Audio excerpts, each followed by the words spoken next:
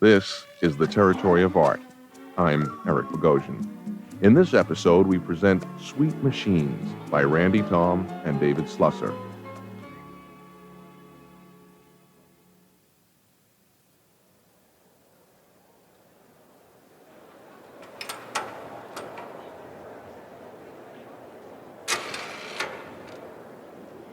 My father worked in a factory, in a room even bigger than this, and he would take me there to see the machines and to hear the machines after closing time. There's a right way and a wrong way to do everything, he would say, as he made the metal shear cut the steel clean. I rarely agreed with Dad, but we did have those evenings and the sound of machines.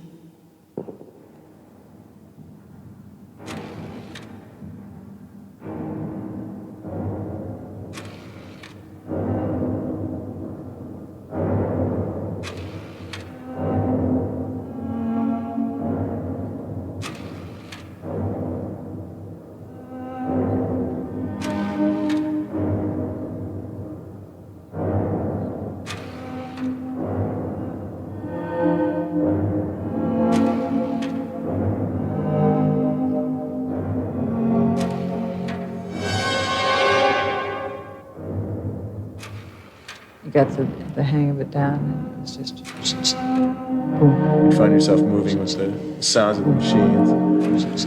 That was like a boom, boom, boom. So it was like a reciprocating cam or something like that ran the machine. So it was just 1, 2, 1, 2, 1, 2, 1, 2, all day long, all day long. You had to get this whole boom rhythm established, because if you didn't, the machine would beat you. And the real killer is that it's unpredictable. You don't know when it's going to chew it up or when it's going to spit it out.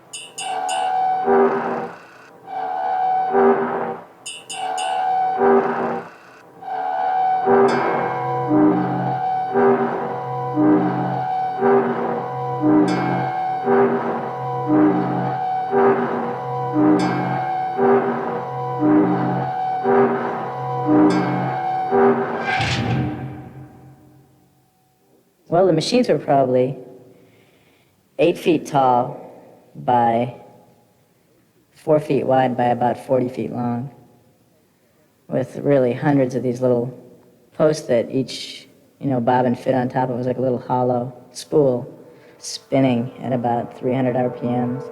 It was a buzzing noise. It was like the machine noise actually was a hum. It was a deep, resonant hum. And as you walked between them, the sounds would change as you got closer or further away from the spinning bobbins.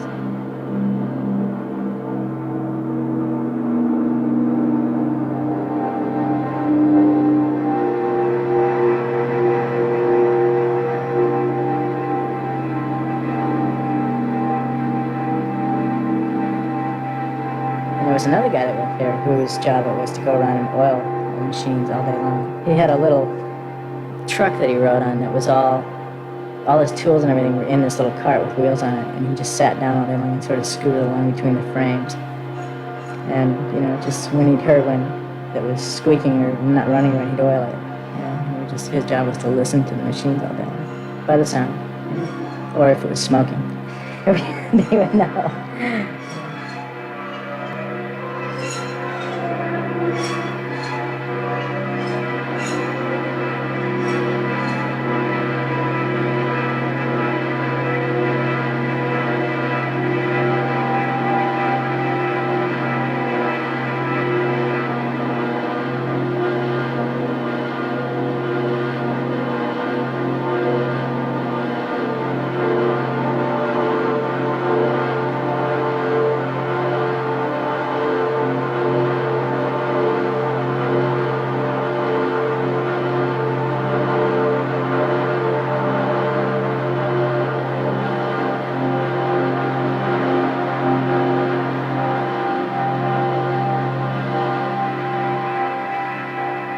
From about 6 o'clock in the morning till 2 in the afternoon, that was the dominant sound in my life. There was no consciousness of ear protection in those kinds of mills. People would get caught, usually in the belts that drove the bobbins. The moving parts were all in the open for maintenance purposes, and most of the people I worked with had fingers missing, at least one finger missing. Most of the people that had been there for a while.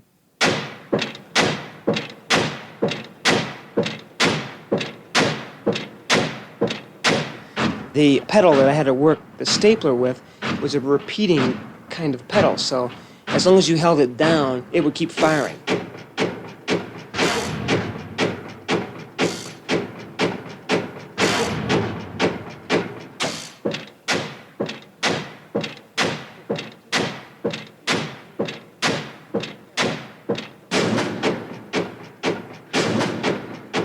As day went on, it got increasingly difficult to do because you get fatigued. And again, if you were hung over, like, we were young people, it became increasingly difficult to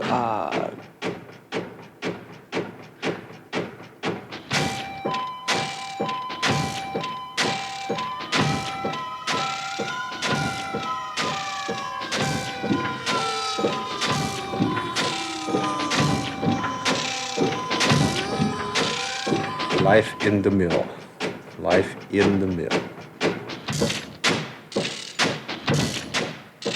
I mean, in a steel mill, you could die real fast. I made $100 a week, and I thought I was in Fat City. Oh, afterwards you drank a lot.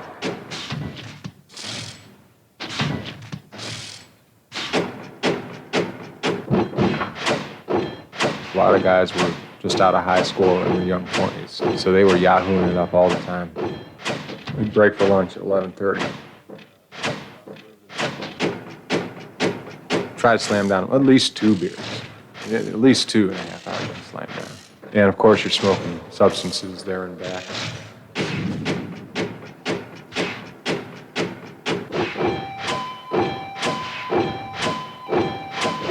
I got my hands pinched a couple of times, and I caught on fire a couple of times.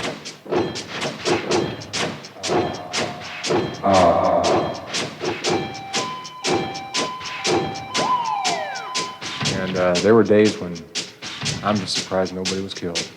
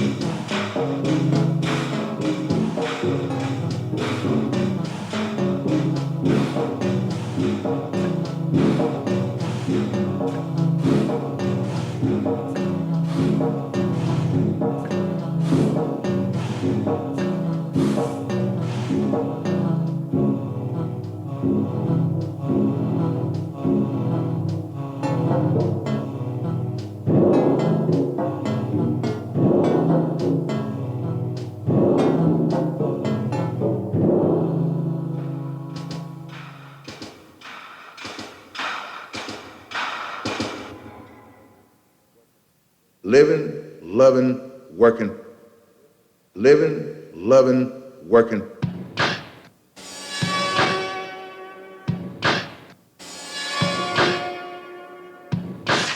Why are you doing this?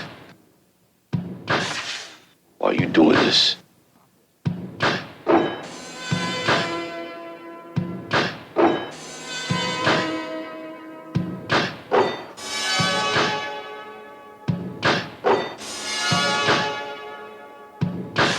Why are you doing this? Why are you doing this?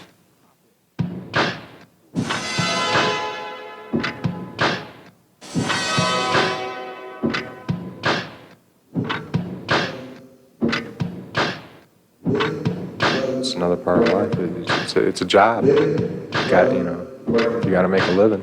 Living, loving, working. Living, loving, working. Living, loving, working. Why are you doing this? I said, why are you doing this? Living, loving, working. Living, loving, working. Living, loving, working. Living, loving, working. Why are you doing this? Why are you doing this? I said, why are you doing this? You're crazy. You're crazy. Living, loving, working. I love you. Living, loving, working. Working. Living, loving, working. I love you. Living, loving, working.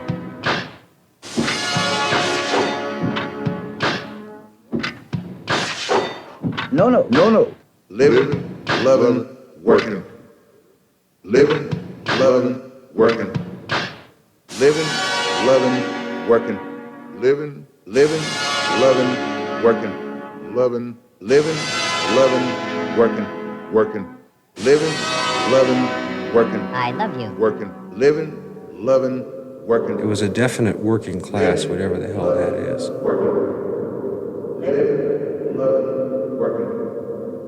A lot of poor white folks, a lot of poor black folks. I mean, women did work in the steel mill. Sí, patrón, ahorita mismo. A ver, tú, muchacho, ven acá, te voy a enseñar lo que vas a hacer. Aquí tú te sientes aquí en esta posición de aquí. Que no se detenga la línea. Mucho cuidado que no se detenga la línea, porque si se detiene la línea, nadie trabaja. Y si nadie trabaja, a nadie se le paga. ¿Entendido? 1, 2, 3, 4.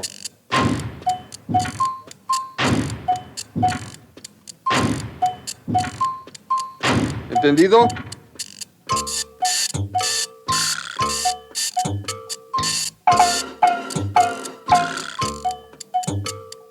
Uno, subes la palanca. 2, empujas el pedal. 3, bajas la palanca. 4, sacas la bobina. ¿Entendido?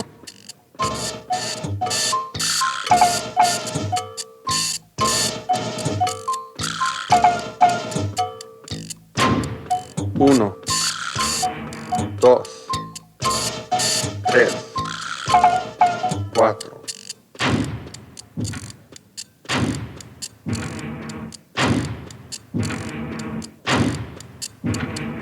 Uno, 2, 3, 4. ¿Entendido?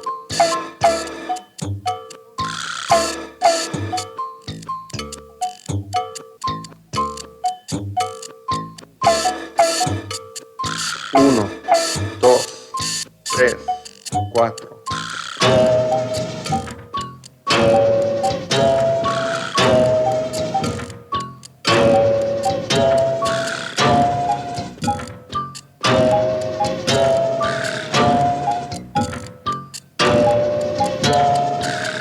¿Entendido?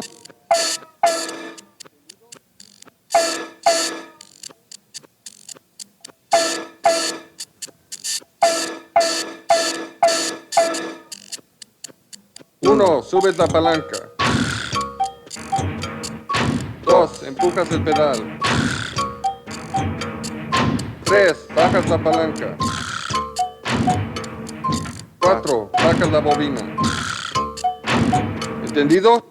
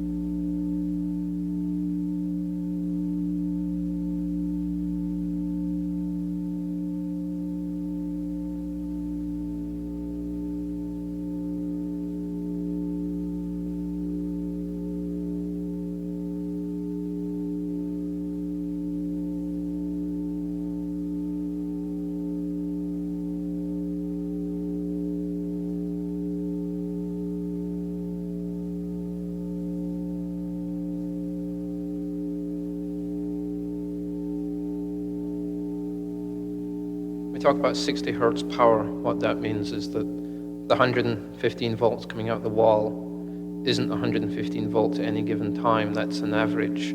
It goes from 0 to about 150 volts and back to 0 and back to 150 volts. It does that cycle 60 times every second on a sine wave cycle. If you looked at it on an oscilloscope, you'd see a sine wave 60 times a second. And that's where 60 hertz comes from.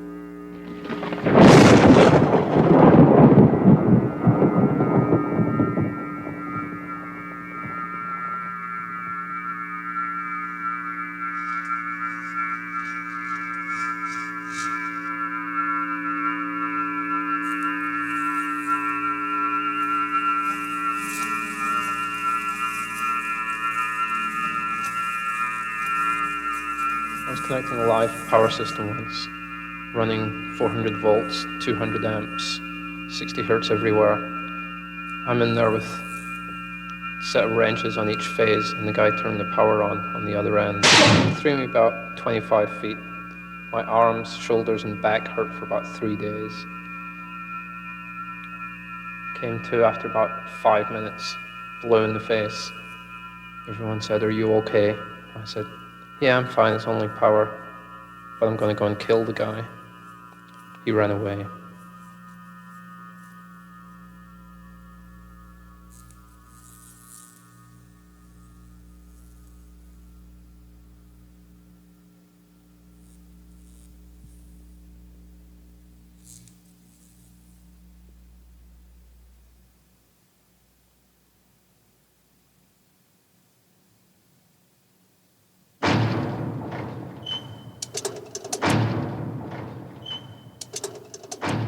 I got the turkeys right after they were killed, and I slit their neck and tore back the skin from the bone.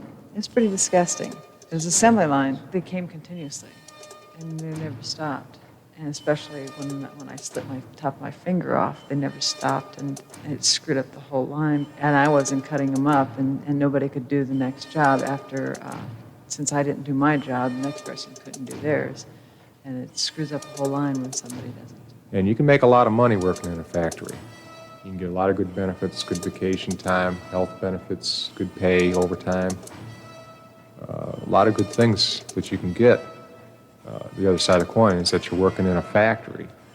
And so it naturally entails a certain amount of drudgery, monotony, repetition, and, well, something that goes with any job, and that's putting up with crap from higher-ups.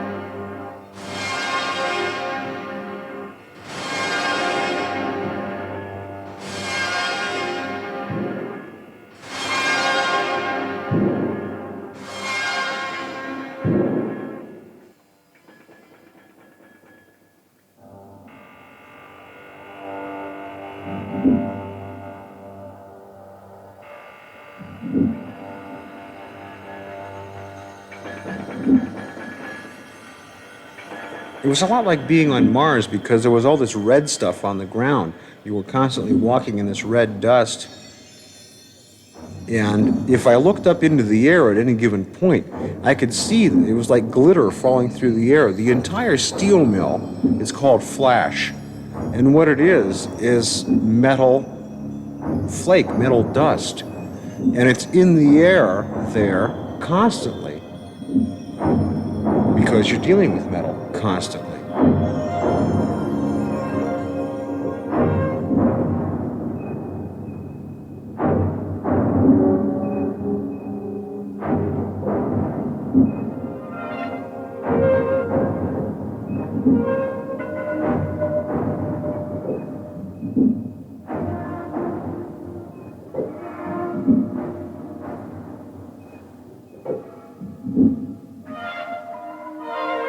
Like I said, when I was a kid, I only lived a few miles away, so you could see on a summer night when they would open up the oven and blow the air into it to make the steel, you would see this big red glow in the sky, and about a minute later you would hear this real low.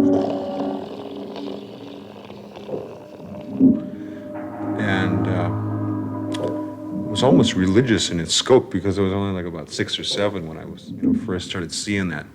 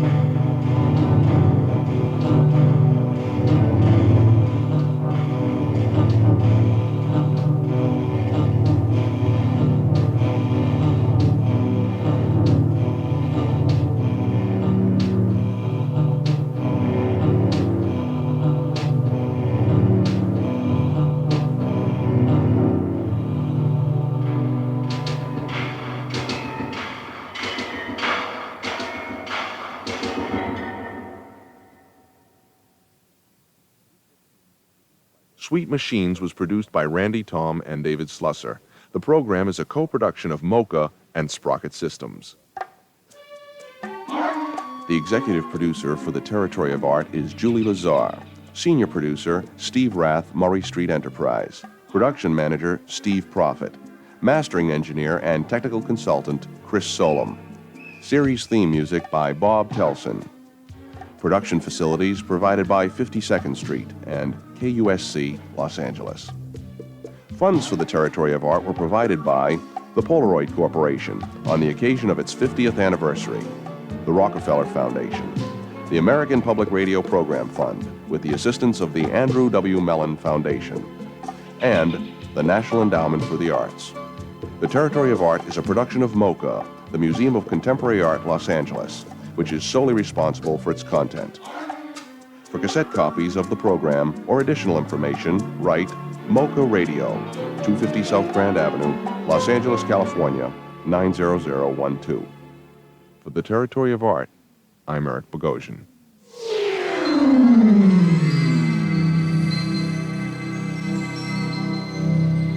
This is the American Public Radio Network. This is the Territory of Art.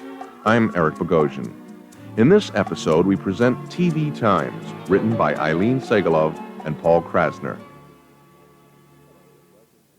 Hello, and welcome to TV Times. In the next half hour, we'll explore the curious, outrageous, and sometimes fatal relationships between individuals and their television sets. The first image I remember seeing on TV was of a black and white eyeball floating in a gray and white crosshatch sky. It hovered inside the box for a long time while some guy did something called station identification. This is KCBS Los Angeles. I had no idea what a station identification was. When I went to Jewish nursery school at the local synagogue, our first assignment was to draw God. I drew what I later found out was the CBS logo.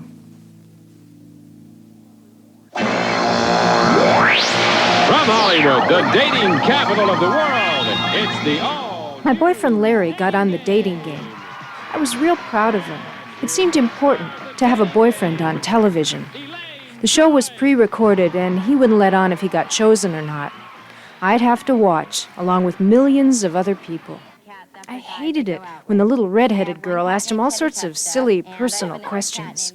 But he was real clever and looked cute in the close-ups. I paced around the room as the red-headed girl made her decision. She seemed so excited as she said, I chose bachelor number 3. That was Larry. I had to watch him hop off his stool and embrace her. My heart sank.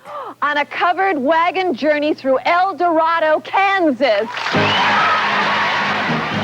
That's right, partners. You'll hop aboard a wagon train and blaze the trail through the scenic hills of Kansas. It's a wonderfully rugged adventure. A week later, Larry called me up. He told me he didn't want to be my boyfriend anymore. I was real upset and cried a lot on the phone. He said Kansas changed his view of the world. What a jerk. About 3 days later, I got a package in the mail. It was an audio cassette of our telephone conversation. Larry had taped my crying and begging and mixed it with the Turtles singing Ain't Me, Babe. He also intercut a bunch of TV clips in between my sobbing, classic scenes from old westerns where guys tell girls to bug off. Sorry, baby. Gotta hit the road. What a precocious creep. Now I realize Larry had a real understanding of the cruel and manipulative power of TV, way before I ever saw it as anything more than a friendly piece of furniture.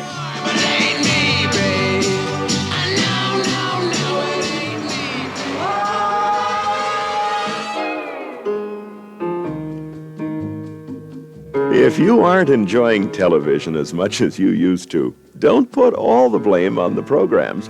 The way you watch could be as much at fault as the programs themselves. Here are some tips to make watching TV a lot more enjoyable. First, get yourself comfortable, but stay alert.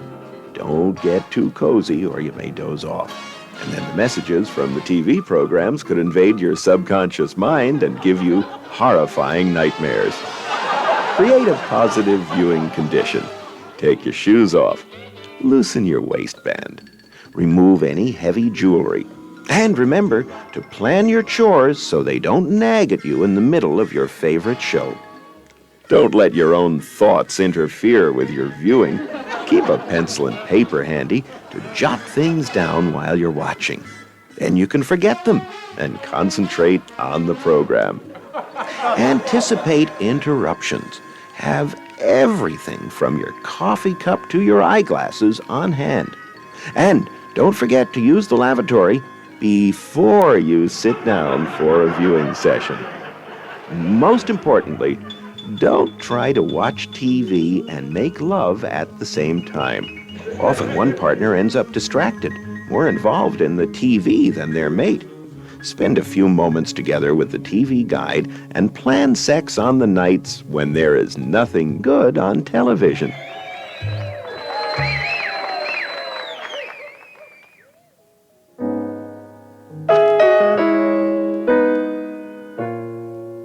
My grandfather, Papa, had a heart attack. I stood at the foot of his hospital bed while the TV flickered behind me. It hung from the ceiling so Papa could look at me and it at the same time. I could see the game show Password reflected in my grandfather's bifocals. Papa told me he was tired and had had enough of life. A few contestants on TV got real excited. I think they'd won the round, and then Alan Ludden, the host, said, "Password," and then broke to a commercial. My grandfather reached for my hand. "Don't forget our password," he winked.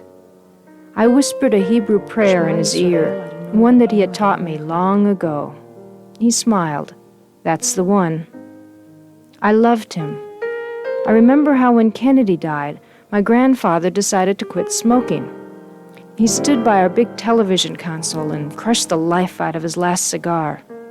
Now, in the hospital, I turned off the TV so that I could look into his eyes.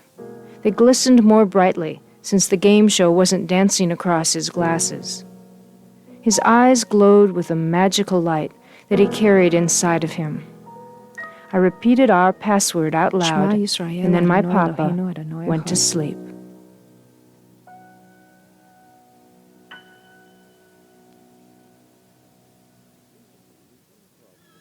Recently, we came across an intriguing little news item about a Palo Alto mother who had shot her television set. She was arrested for disturbing the peace, and the judge gave her a suspended sentence on condition that she undergo immediate psychotherapy. The subject in this case, a 27-year-old Caucasian female identified only as Nancy L., was assigned to psychiatrist Thomas R. Burnhill. Burnhill has developed a technique of hypnotic age regression, which he uses in conjunction with the drug ketamine, an anesthetic which leaves a patient fully conscious, but with an out-of-the-body feeling. Dr. Burnhill, who works at the Stanford Research Institute, has found this technique enables one to verbalize sense memories with unusual objectivity. His subject in this case, Nancy L., is a graphic designer who works at home and cares for her infant daughter, Ariadne. Nancy L. agreed to allow us to broadcast excerpts of the tapes of her sessions with Dr. Burnhill. After a preliminary meeting to establish rapport and determine Nancy's susceptibility to hypnotic induction, they entered into an exploration of her behavioral roots, beginning with the day of the incident itself. Now tell me, as you approach your TV set for the first time today, what emotion do you feel? Mixed emotions. I feel annoyance, but I also feel anticipation. I like to watch the TV news in the morning. It puts my own problems in perspective. And I think David Hartman is kind of cute. But there's a touch of guilt I also feel. Why? What makes you feel guilty? Disloyalty to CBS. I used to watch their morning news, but now I watch ABC instead. They have Face Off plus Jack Anderson plus Rona Barrett. Then around 5 minutes before the hour, when they do the national weather report on Good Morning America, I switch to CBS, just in time to catch Hughes Rudd and his final witty story. This is my morning religious ritual. Is there anything in particular on the news this morning which stirs you emotionally? Oh, not really. It all just sort of goes by on a conveyor belt. Although, I do get a little bothered by their reminder to watch the CBS Evening News with Walter Cronkite. I mean, every program is always telling you to be sure to watch all these other programs. If they had their way, I'd be watching TV all the time, except for when I'm supposed to be out buying the sponsor's products. Indeed, a pair of TV commercial-oriented encounters with herself would occur later that same morning in her local supermarket. I'm in the aisle where they have kitchen supplies, and I notice this, what you might call mini adrenaline rush, just as I'm putting a bottle of Ajax into Ariadne's stroller. She reaches out as though it's a prize, and at the exact instant when I give it to her to hold, that's when I have this reaction. You know, like my heart gives a little thump. What do you feel? As though I'm handing something evil to her. Evil? Why does it feel evil? Because of their commercial. The Ajax commercial is evil. Tell me about it. Well, they show a housewife in the kitchen. She's worried because her in-laws are coming to dinner, and they might despise her because they can't see their faces shine in her dishes or something. Then this handyman, or plumber, magically appears in the kitchen, and he does her dishes with Ajax. Then he rubs his finger along the plate to show her how clean it is, and you hear this god-awful screech, like when you rub your fingernails on a blackboard. You get an actual physical reaction. I mean, this commercial borders on sadism. And there I am, buying a bottle of Ajax. I guess that makes me a masochist, right? After shopping, Nancy L. finds herself standing slightly perplexed in front of a McDonald's. Can you tell me precisely what it is which is perplexing you? Well, I'm trying to be a vegetarian, but I'm so tempted to have a Big Mac. It's like I'm almost not in control of myself, so I just stand there. I'm aware of a certain feeling of excitement. Could this be due to the forbidden aspect of eating meat for you? Oh, more than that. It's the commercial again. There is something evil about their commercial, too. I mean, it isn't the commercial itself, but the placement of the commercials. I associate McDonald's with the relief of tension. But tension is not hunger. That's something else. Tell me what you feel. Pluck it gently from your subconscious. There's a connection between the excitement, the vicarious excitement that a crime show builds up to right before the commercial, and then the commercial itself relieves the tension. So now I'm in front of McDonald's, and I realize that I've been programmed with a sense of adventure about eating here. I mean, I feel like Pavlov's dog standing there with an invisible leash. Do you go inside? Do you have a Big Mac? Yes, but only because I've already bought a bottle of Ajax. Dr. Burnhill proceeds to take Nancy L. through her viewing day. At 3 o'clock, she watches the Dinah Shore Show. From 4 to 5:30, she alternates between the Merv Griffin Show and the Mike Douglas Show.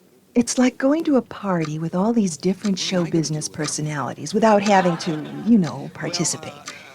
And sometimes there's an interesting fact you learn. Well, at least it's more intelligent than all that caca-doo-doo stuff they have on in the afternoon, like the Newlywed Game. That's really insulting, but I'll admit it. I'm a TV junkie. You believe you are addicted to television? Oh, for sure. I watch an average of 9 hours a day, and it doesn't even give me pleasure. It's just a way of avoiding pain. Isn't that how you judge addiction? On this particular evening, Nancy has not accepted a dinner invitation because there is a Richard Pryor special on television. I can see my friends anytime, but if I miss Richard Pryor, that's it. I felt really bad when I missed the Lily Tomlin special. That was a one-time only, too. Plus, your TV set forces you to be right there at a specific time on a specific day. Do you resent this? No, I adapt to it. I talk to my set. I tell Richard Pryor, Massa, I am your slave. I am at your beck and call. No matter how excellent your program may be, this is still slavery. Voluntary slavery. Later that evening, Nancy watches the Dick Cavett Show. He is interviewing actress Louise Lasser. I used to watch Mary Hartman every night. So I've been looking forward to this interview. But I feel a certain restlessness while it's on. My boyfriend Gary is supposed to call long distance tonight. And I find myself hoping that the phone won't ring while the TV is on. I feel as if I am psychically conspiring with the TV against the telephone. Also, I'm waiting for a commercial break so I can get up and pee. But there are no commercials on PBS. Do you get up to pee? No. Not even when the interview gets boring. Instead, I switch to Fernwood forever. Thom Hartman is saying how much he misses Mary, and I say out loud, "Turn on Dick Cavett and you'll find her." Then I ask myself, what the hell are you doing? This is crazy. What? What is crazy? I mean, I don't even enjoy the company of these assholes, and I'm all involved with their non-existent problems. Finally, Nancy watches the Johnny Carson Show. It was during this program, shortly after midnight, when Nancy L. shot her TV. I am rolling a joint as Johnny is doing his opening monologue. After a while, I just lay back and start playing with myself. Do you masturbate to a climax? Absolutely. I'm still floating in this sweet post-orgasmic haze when I hear a voice say, "Stay where you are." At first, I think it's a burglar in my bedroom. Then I realize it's only Johnny Carson, concerned that I might go away during the commercials. And suddenly, I understand. My TV set is afraid of me. It's even more insecure than it tries to make me be. How? How does your TV set make you feel insecure? Well, it's constantly bombarding me with fears couched behind smiles. Fears that I don't have enough iron in my blood. Fear that my oven cleaner will fill my kitchen with deadly fumes. Fear of indigestion, stinko breath, and headaches that won't go away fast enough. The moment I realize that my TV set is really afraid of me, I start crying, uncontrollably. It wakes the baby up. Ariadne says her first words when I pick her up. She says, "Meow, meow, meow, meow." We don't even have a cat. She's gotten her first word from a cat food commercial, and I'm horrified. I hug my baby. I say, "Sweetie, you're a human being, not a cat. Jesus, you can't even speak English yet. What are they doing to you?" And this is when it happened. Very calmly, I put the baby back in her crib, walk back to the bedroom, and get a gun. I'm surprised at how placid, how centered I feel. Now wait, try to stretch this moment out, as if you were pulling taffy. What are your exact thoughts? Rape. They are raping Ariadne's soul. Gary gave me this gun to protect us while he's on the road, to protect us from burglars and rapists. Well, this TV set is a burglar. It's been stealing my time, and it's an electronic rapist that I've allowed into my home. What do you think as you go to the TV set with the gun in your hand?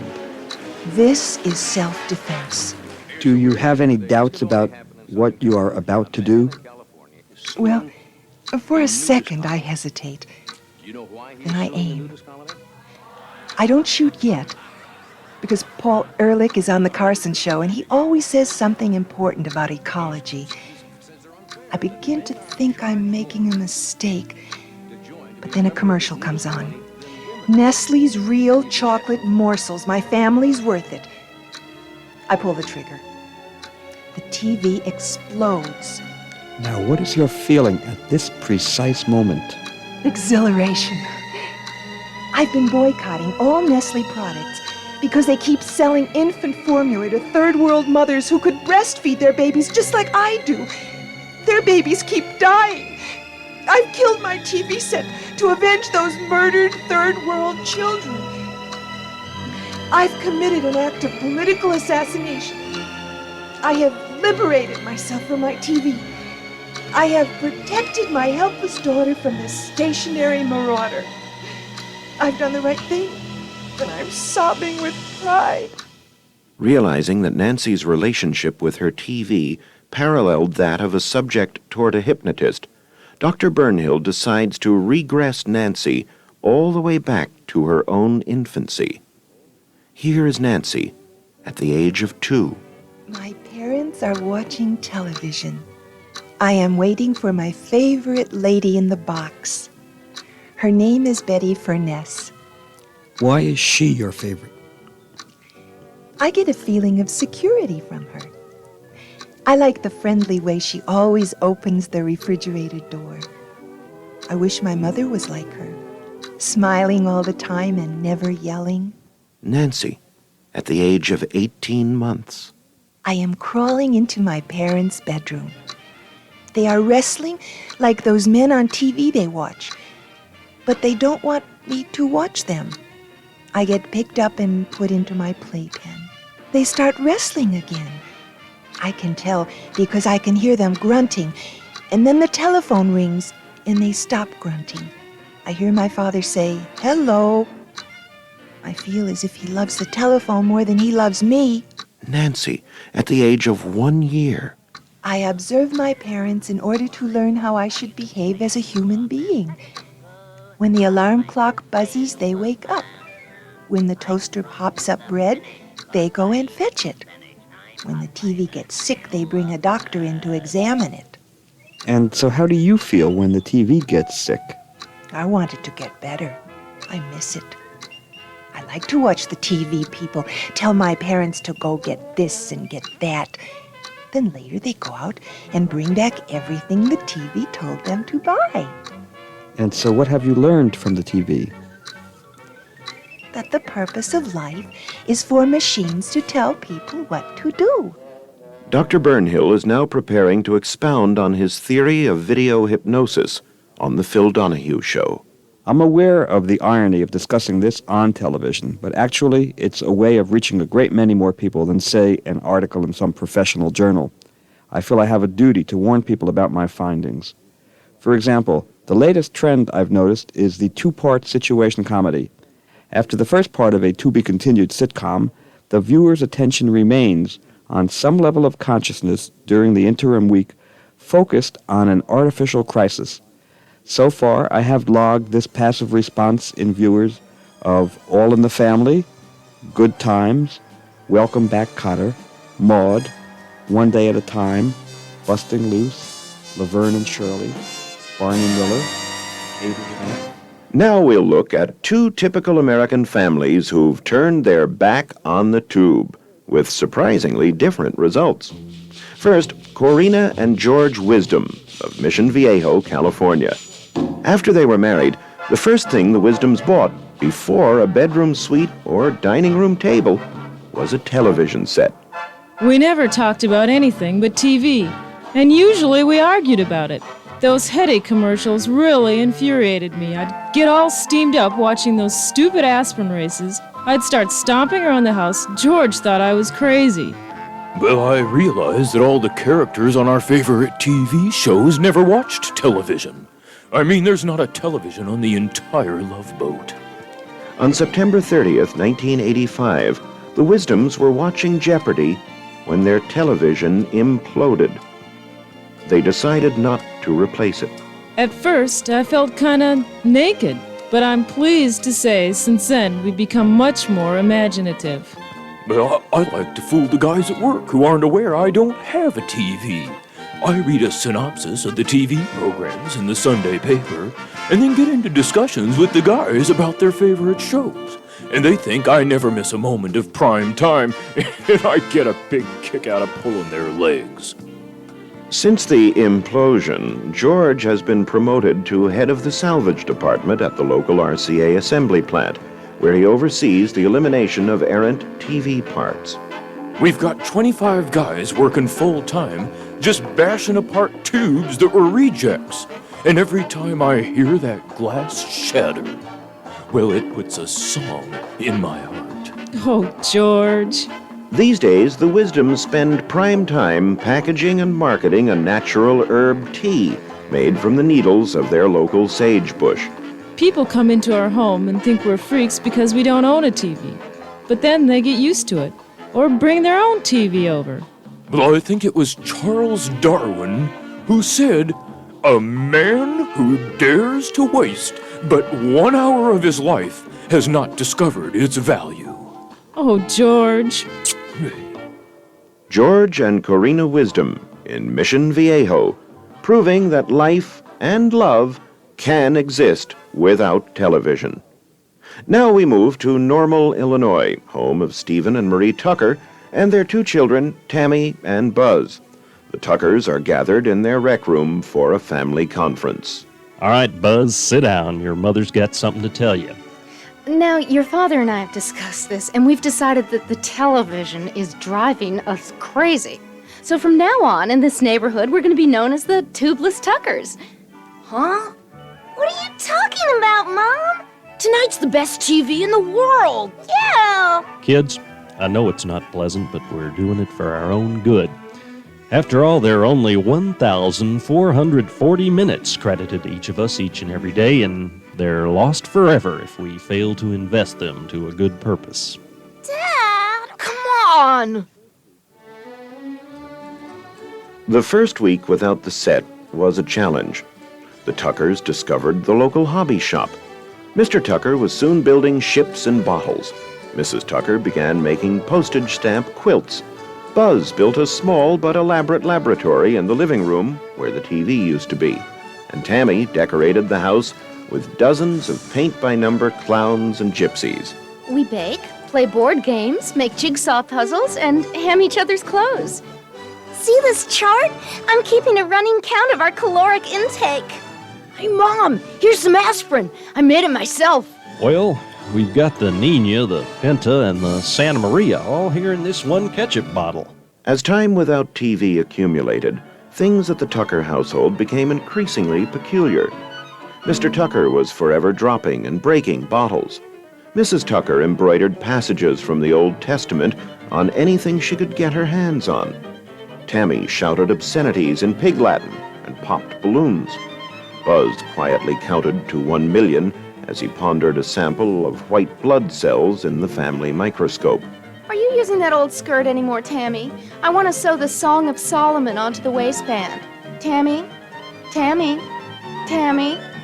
Tammy? Tammy? Ha, Tammy? ifse, ufe, Tammy? ikte, ain't Tammy? Upupe. Tammy? Lufre, Tammy? ifle, ure, Tammy? uge, lupse. Tammy? Tammy? Tammy? Tammy? Tammy? Tammy? There goes the Titanic, the Lusitania. Now we gotta sink the Bismarck to the bottom of the sea.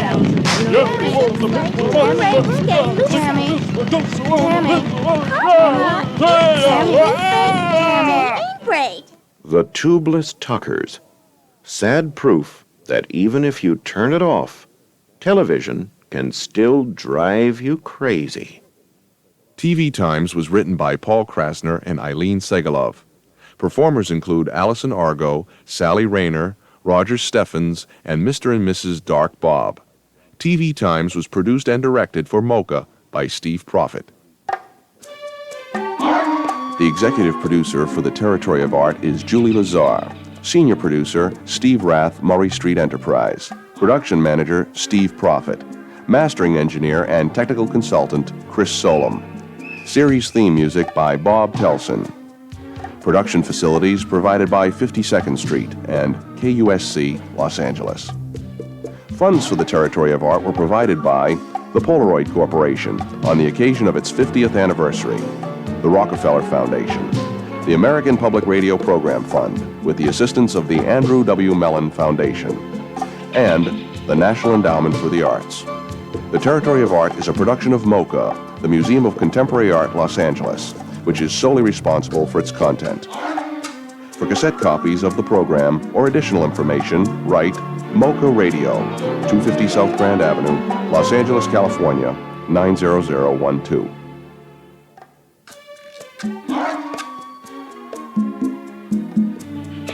Join us next time for an example of contemporary thinking about music. Composer Ingram Marshall's 3 penitential visions for radio. Next time on the Territory of Art. I'm Eric Bogosian.